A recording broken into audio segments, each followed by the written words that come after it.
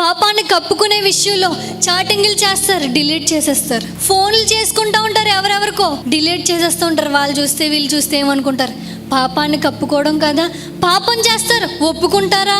ఒప్పుకోరు. నేను చేయలేదు, నేను అలా మాట్లాడలేదు, నేను చూడలేదు, నేను తిరగలేదు అని వాళ్ళ పాపాన్ని అబద్ధాలతో కప్పుకోవాలనుకుంటారు.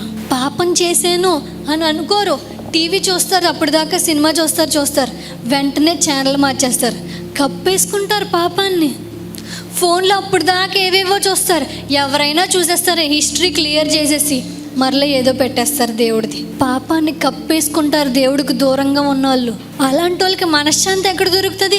వాళ్ళు చూసేస్తారేమో, వీళ్ళు చూసేస్తారేమో, వాళ్ళు నన్ను ఏమనుకుంటారేమో అని చెప్పి ఆ కంగారి ఆ ఆలోచనలేమో పనిచేస్తూ ఉంటే వాళ్ళు ఇంకేం మనశ్శాంతి ఉంటుంది? వాళ్ళకి మనశ్శాంతి ఉండదు. వాళ్ళు మొదటిగా చెప్తున్నాడు కదా, వాళ్ళ కాళ్ళు పాపం చేయడానికి పరిగెత్తుతాయంట.